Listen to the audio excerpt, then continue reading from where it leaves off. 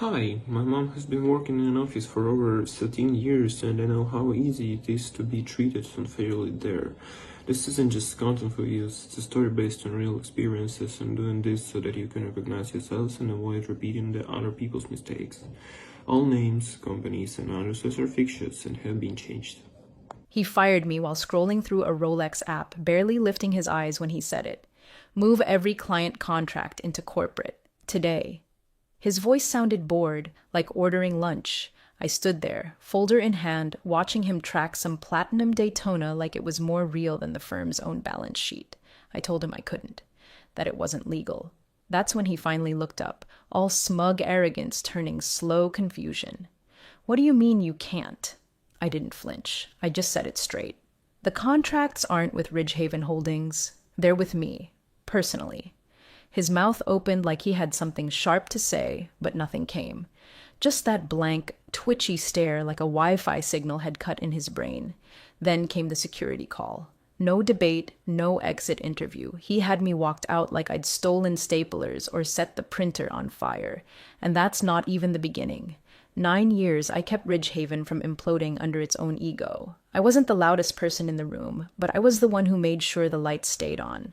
While Weston was filming drone footage of his yacht in Key Biscayne, I was the one clients called on Sunday mornings when an overseas asset froze or a vendor tanked mid-cycle. I onboarded them, built the rapport, kept the back end clean. I rewrote every protocol after the 2015 compliance audit. I held every legacy contract because I was the continuity. No one ever bothered to ask how that continuity worked. That's the funny part. They thought I was just some operational glue, an admin, a walking notepad. Weston didn't even glance at my title before assuming he owned my client list outright. Before we go any further, take a second to hit that subscribe button and like the video. Seriously. 97% of people listen without subscribing, and it makes a huge difference to the team bringing these stories to life. It lets us keep showing you what power looks like when it doesn't wear a tie. Back to it. When the sale to Weston's firm went through, I knew there'd be changes. I just didn't expect stupidity to come in a linen suit with a 40-card wristwatch and an ego shaped like a poorly run hedge fund. First thing Weston did was gut our client retention team and replace them with some guys he'd met at a Scottsdale poker retreat. One of them introduced himself by saying, "I've closed deals on jet skis." That was day one. Weston didn't ask about client onboarding. He didn't review the terms of engagement. He didn't understand the difference between Ridgehaven Holdings, the shiny new entity he purchased, and Ridgehaven Strategic Advisors, the original LLC under which our oldest clients had signed. My LLC, the contracts, not company property. They were personally assignable. Most had been drafted between the client and me, notarized, dated, and stored in my fireproof safe. Not a single one had Ridgehaven Holdings listed as a counterparty. You can thank a 2017 dispute with an old compliance officer for that clause. At the time, it was just a way to keep my clients safe from sloppy acquisitions. I didn't realize back then that clause would eventually save my entire career and burn Weston's to the ground. And even when I warned them, gently at first, they brushed it off like I was being difficult. Weston especially. He didn't believe in resistance, just control. That was his whole deal. Own it, flaunt it, squeeze value from it. He once told the floor manager, "If it doesn't scale, it's sentimental." That's what he thought of legacy clients, sentiment. The funny thing is, those clients weren't sentimental about him. They trusted me, not the logo, not the office. Me. So when Weston fired me for refusing to migrate contracts I legally didn't control, I didn't panic. I just walked. Calm. Measured. I had a better safe in my garage than they had security at that office. Every agreement was signed, dated, with dual consent and assignment restrictions. I wasn't bluffing when I said I couldn't move them. I was protecting them. And myself. But Weston was about to learn how expensive assumptions can be. 2 weeks after the acquisition, Weston summoned me like I was a barista he'd forgotten to tip. He was leaning back in a chair that probably cost more than my first car, sipping an iced espresso and talking to someone on speakerphone about bottle service in Tulum. No hi, no context, just barked it out like he was ordering dry cleaning. "We're migrating every client contract into corporate control," he said, eyes never leaving his phone. "No more of this personal advisor stuff. Get it done by Friday." I stood there for a second, just breathing, just absorbing the weight of what he'd said. Then I asked, as evenly as I could, "Do you even know how these contracts are structured?" He blinked once, maybe twice, but he didn't answer, just waved his hand like I was background noise. That's when I knew. They didn't read a single contract before the acquisition. They assumed everything came in one neat bundle: logo, lease, furniture, and people. What they didn't realize, what no one had asked, was that the crown jewels of Ridgehaven, the 72 longest-standing clients, weren't under Ridgehaven Holdings at all. Those contracts were with me. Me, personally, through Ridgehaven Strategic Advisors, the DBA I'd established when we were still running out of the old Southport office. Each agreement had been written as a condition of trust. Some clients had even insisted on personal structure after a bad experience with corporate roll-ups. They didn't want to be numbers in a CRM, they wanted a person. And I was that person. Every intake file, every compliance memo, every service amendment was signed under my name and my entity. Legally, they were firewalled. Weston could posture and bark all he wanted, but the law wasn't a Miami yacht boy. It had structure, and that structure was about to slap him across the face. That night, I skipped dinner, just poured a glass of rye and sat down in front of the safe in my garage. It's an old Gardol, custom mounted to the foundation, 3-inch steel plate, biometric backup in case the dial fails. Inside, I pulled out 4 black folders marked A through D, client categories by risk profile. Each one had a red tab for any contract with reassignment clauses or grandfathered privileges. I flipped through them like a priest reading liturgy. They were all there. Contracts, amendments, notarizations, originals, counter-signatures. A few even had addenda requiring my signature to approve any third-party contact, let alone reassignment. It was meticulous and bulletproof. Weston thought this was about ego, about obedience, but this wasn't defiance, this was stewardship. These clients had trusted me to guard their wealth, their strategies, their futures, and I had spent 9 years doing just that, quietly, completely. I didn't go to HR, I didn't warn legal, I didn't try to negotiate, I just let him set the deadline. Because when Friday came and he pushed, I wanted the break to be clean. No ambiguity, no gray area, just paper, ink, and the undeniable truth that Ridgehaven Holdings never owned what Weston thought he bought. And the moment he tried to force it, that's when the trap would spring. Friday morning hit like a slow-motion car wreck, the kind where everyone's smiling until metal crunches. Weston was pacing near the conference table, phone in one hand, espresso in the other, half-tuned to some junior exec sweating through a transition roadmap, while also bidding on a $97,000 watch in some live-streamed auction. The man had the attention span of a chihuahua on Red Bull, and apparently the same level of impulse control. "I want all the contracts reassigned by noon," he barked to no one in particular. "Or let's make it easy, just fire whoever gets in the way." My name floated in the air like a slow echo. I didn't hear it from him. I heard it from the silence that followed. I walked into the room and stood there, folder in hand, heart steady like I'd trained for this. Weston didn't even lift his head. He just gestured like he was swatting a fly. "Move every client to corporate. Today." "I can't legally do that," I said, with zero inflection, like I was reading a weather report. He finally looked up, not in anger, not in curiosity, just confusion, like I'd glitched his matrix. "What do you mean you can't?" I let the pause hang, long enough for the junior exec to suddenly find the floor fascinating. "Those contracts," I said slowly, "are between me and the clients, not Ridgehaven Holdings. They're not yours to transfer." For a second, I thought he was going to laugh. Weston's whole brand was bravado, no breaks, no nuance. He looked around the room like someone else was supposed to chime in and explain how this was still somehow his idea. Instead, he muttered, "Then you're done." I didn't flinch. I didn't argue. I just nodded once and turned to leave. He called security. I guess that was supposed to humiliate me. It didn't. 2 guys from building ops flanked me like I'd pulled a fire alarm. One of them asked, awkwardly, if I needed to collect my things. I said no. Everything that mattered was already safe.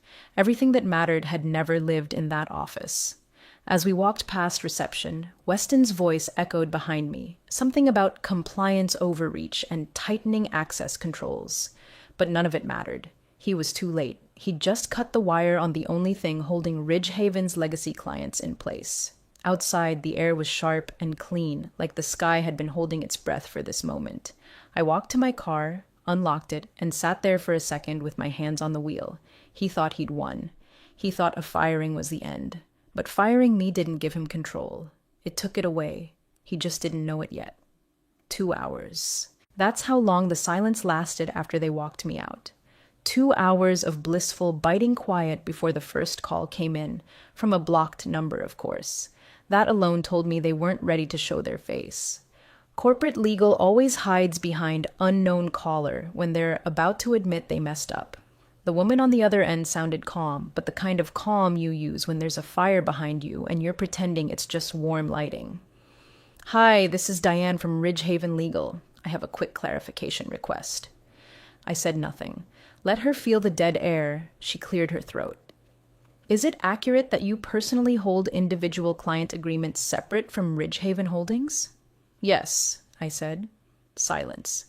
"And just to be thorough, you're saying those contracts aren't corporate property, correct?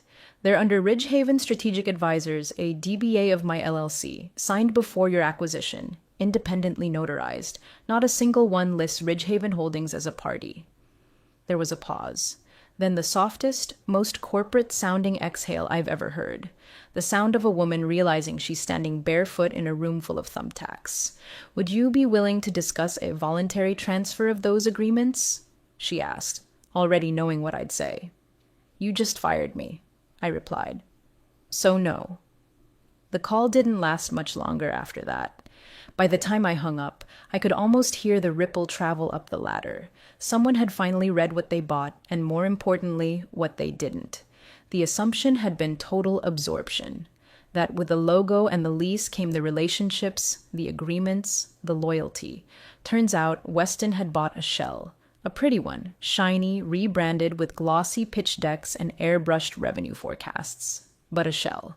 The moment I was out the door, every client contract they thought they owned had just stepped into legal limbo. They couldn't enforce them, couldn't transfer them, couldn't even reference them without risking breach. And clients? They noticed. I got 2 texts that afternoon from clients I'd worked with for years. One of them simply said, "You're gone?" The other, "They just sent me some weird re-sign doc. Told them I don't do business without you." That was the discomfort starting to bubble. They had assumed the structure didn't matter. That legacy was just sentimental fluff. They'd bought the brand and thought they'd inherited the trust that came with it. But trust isn't transferable. It's earned. And in this case, it was mine.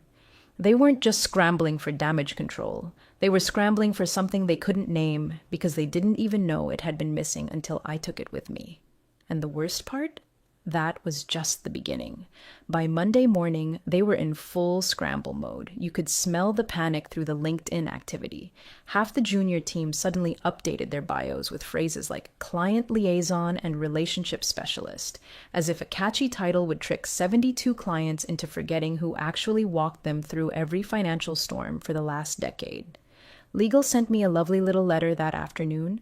A 3-page attempt at nullification, claiming my agreements constituted employee overreach and violated internal policy. I laughed. Out loud, alone in my kitchen. They really thought calling it overreach would magically transfer ownership? Problem was, the paper trail didn't care what they wished was true. The contracts weren't vague. They weren't rushed. Every single one had been signed under my LLC Ridgehaven Strategic Advisors, not Ridgehaven Holdings. They had dates, they had license numbers, they had clauses, and they had notarizations. Every client interaction, from the first email to the most recent update, was documented, logged, archived. It was all under my name, my address, my secure cloud. Half the legacy clients didn't even have a login to Ridgehaven Holdings portal. They'd only ever communicated through my direct line. But that didn't stop them from trying.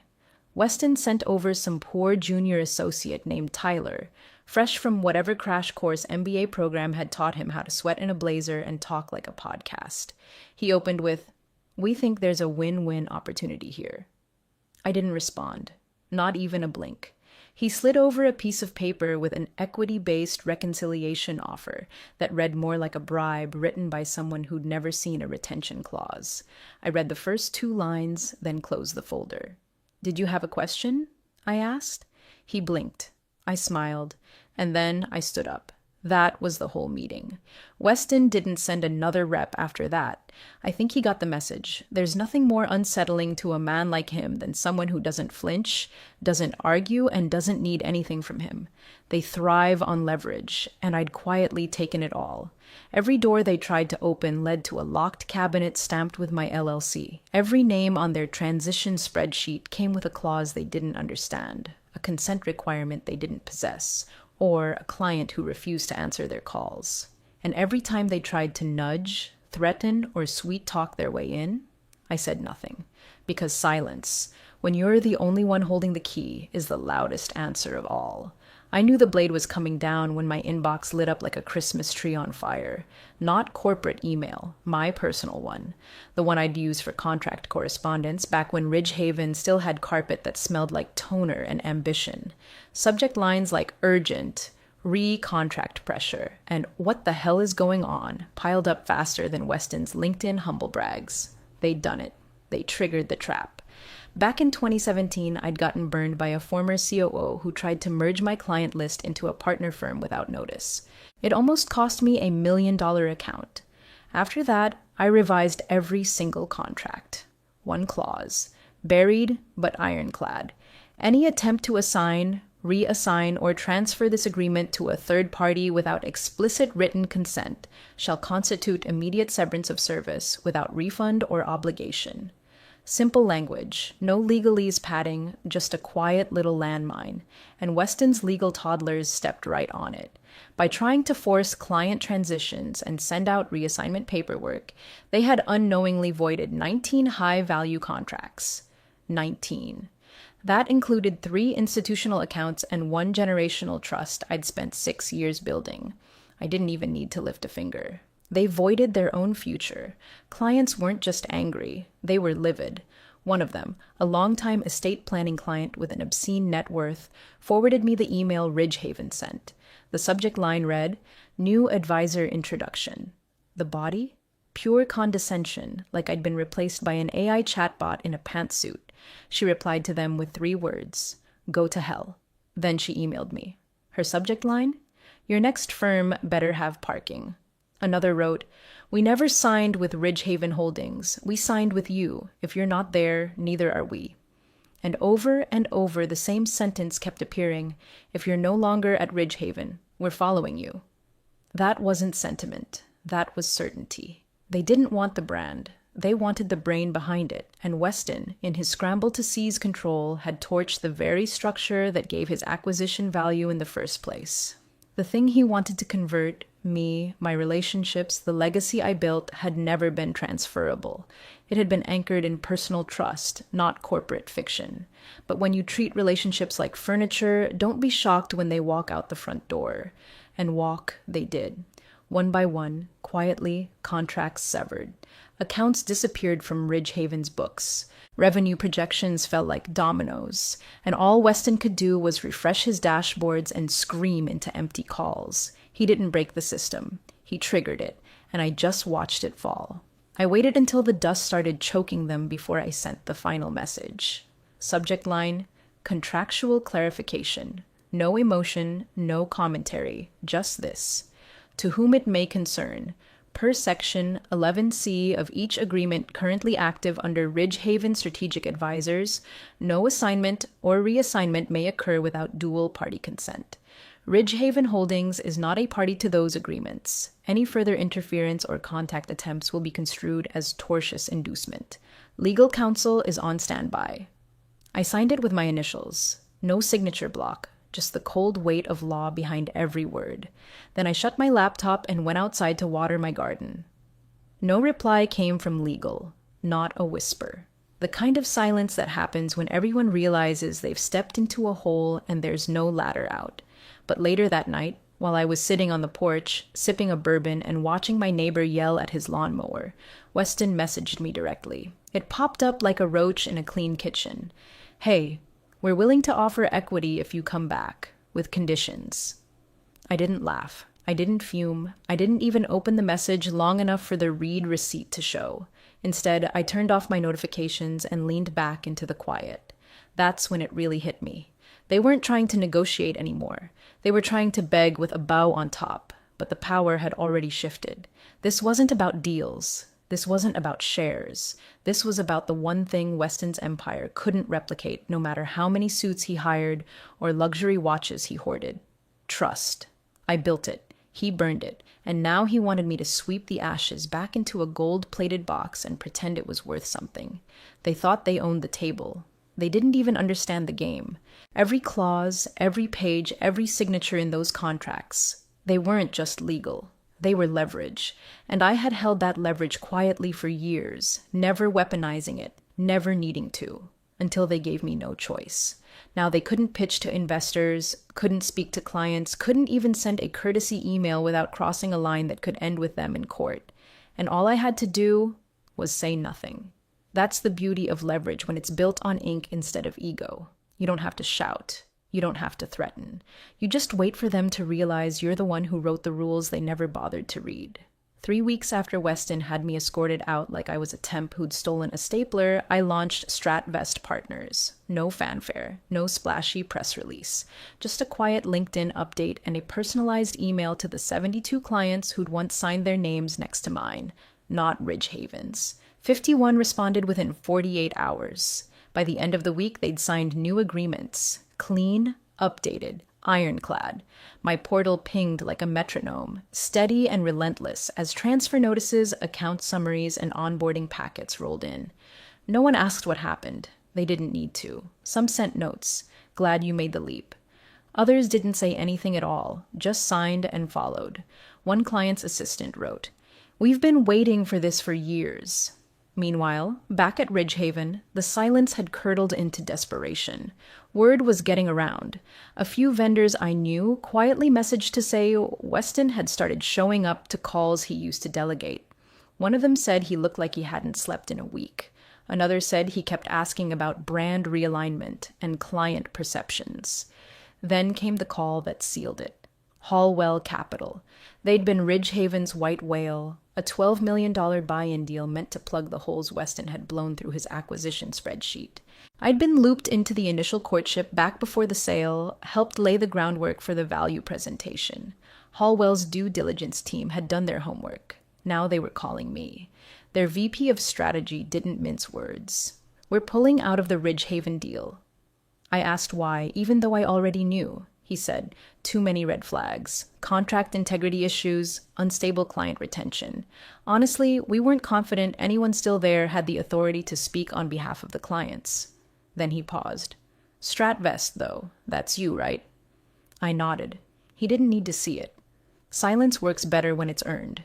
He continued, "We'd like to talk partnership. Quietly, at first." I didn't gloat. Didn't send Weston a message, didn't post cryptic victories online. I was too busy. Busy welcoming back people I'd walked through market crashes, job losses, sudden wealth, and quiet retirements. Busy rebuilding something real. No yachts, no egos, no middlemen. Just paper, people, and performance. Each contract I signed under StratVest felt like a clean breath. No more translation layers, no more fighting uphill against people who saw clients as assets. And trust as an outdated brand strategy. Weston had fired me thinking he could erase what I built. Instead, he erased his future. And I walked straight back in, through a different door, wearing my own name. 3 months later, Weston offloaded Ridgehaven Holdings like a busted Rolex. Flashy shell, no working parts. The buyer was some regional wealth group looking for a tax write-off and a few leftover office chairs. No announcement. No farewell post, just a quiet transfer, a press release no one read, and a valuation that made even his former interns cringe.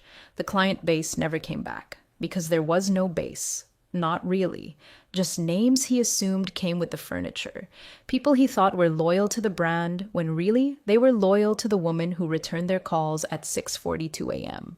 and remembered their daughter's graduation date without checking a CRM. Meanwhile, at StratVest, we were running lean and precise. 51 clients had turned into 64. then 71. And then Hallwell called. This time, it wasn't about Ridgehaven. This time, it was about building something new with me. Their lead counsel, a sharp woman named Renee, walked into our meeting with 2 folders. One was labeled Partnership Terms. The other? Legacy Exposure Review, Ridgehaven Holdings. She didn't even open the second one, just handed it to her assistant with a smirk. Outdated, irrelevant, she said.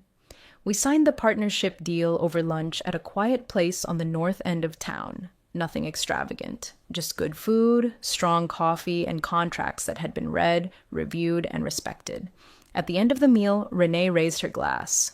To understanding who actually holds the contract. I smiled. That was always the fun part. Weston thought power came from the logo on the wall, the yacht, the watches, the staff who nodded on cue. I knew better. Power came from ink, from clarity, from the fine print people ignored until it crushed them under its own weight. He looked at the company. I looked at the paper. One of us did the reading. The other got removed.